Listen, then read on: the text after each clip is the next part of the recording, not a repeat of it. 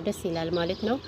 ሰላም ሰላም ውድና የተከበራችሁ ቤተሰቦቻችን እንዴት ናችሁ? ደህና ናችሁ? ሰላማችሁ ይብዛ በያላችሁበት የዓለም ዳርቻ። እንግዲህ አብርሽ ሚዜዎችን መርጧል ማለት ነው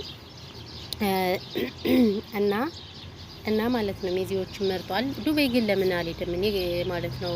ዱባይ ይሄዳሉ ብዬ በጣም እየጠበኩት ነበረ። በነገራችን ላይ እንግዲህ በ30 ማርች 30 ነው ዱባይ እንደሚሄዱ ተናግሮ ነበር ማለት ነው። ነገር ግን አብርሽ ዋሽተናል ማለት ነው። ለምንድን ነው ዋሽተን? ለምንስ በ30 አልሄዳችሁም ማለት ነው። ስለዚህ ነገሮች ስላልተመቻቹ እኛ አልሄድንም ምናምን ብሎ ያው ዱባይ አልሄዱም ማለት ነው። ነገር ግን ያው ደስ ትላላችሁ፣ ፍቅራችሁ ያው ደስ ይላል። የቡታጀራ ዩቲዩበሮች ምናምን ተመችቷቸዋል። አቤት የሩታ ኩሽና ደግሞ እንዴት እንደሚያምር ዋው ነው አሜዚንግ። ስለዚህ ያልሄዳችሁበትን ምክንያት አብራርታችሁ መናገር አለባችሁ። እና እዛ በመቀጠል እንግዲህ ማን ነበር ይሄ ሳቅም እንደሚባለው እንደማይሄድ ተናግሯል። እሱ እንኳን ማለት ሰርዣዋለሁ ብሏል። እንግዲህ ለምን እንደሰረዘው አናውቅም ማለት ነው። እኛም ያው መስማትና ማየት ብቻ ነው። ነገር ግን እንግዲህ ዱባይ እናያቸዋለን። የቡታጅራ ዩቲዩበሮች ያው ዩቲዩብም ደህና ብር ይከፍላቸው አይደል? ስለዚህ ጠብቀን ነበረ የሉም ማለት ነው። አልሄዱም። ስለዚህ እንግዲህ ያው ሰርጋችሁ ፋሲካም እየደረሰ አይደለ?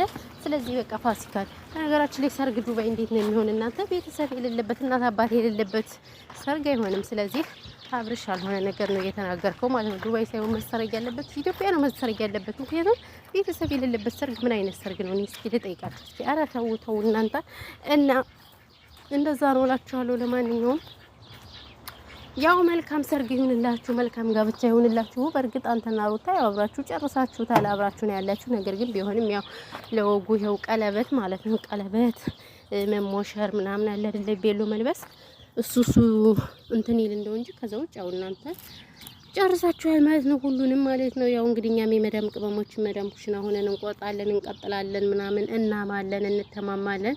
ይሄ ነው የኛ ስራ። መቼም መዳም ኩሽና እንዳትወጡ ተብለናል እኛማ። እና ለዛ እንላችኋለን ማሮች፣ ፍቅሮች። በተረፈ ይሄን ይመስላል።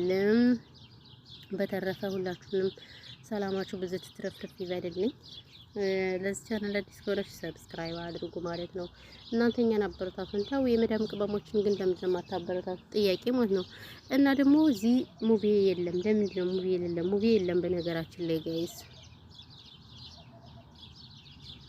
ሙቪ እኔ አላየሁትም። ስለዚህ ሙቪ ራሱ ሚዜ መሆን አለበት አይደል እንዴ? ይሄ እንትና ሙቪ ሚዜ የለም። ስለዚህ ሙቪ መሆን አለበት። እናስባችሁ ነው። ሙቪ በነገራችን ላይ ከሙቪ ጋር ብዙም አይሰሩም ማለት ነው። እንደገና ሀይሚም ብትሆን በፊት ከሙቪ ጋር ነበር ቪዲዮ የሚሰሩት። ነገር ግን አሁን ከብሩኬ ጋር እንጂ ከሙቪ ጋር አሰራም ማለት ነው።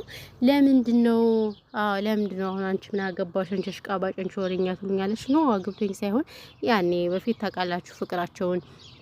ይሄ ማለት ግን ተጣሉ ማለት አይደለም። ግን ቢሆንም ያው የኛ ሰው እኮ በነገራችን ላይ በእርግጥ አይታወቅም። ብዙን ጊዜ እኛስ ያደረገልን ሰው እንረሳለንና ለዛ ነው። ለማንኛውም ይመቻችሁ፣ ሰላማችሁ ይብዛ። ብዙ ወሬ አላውራባችሁ ማለት ነው።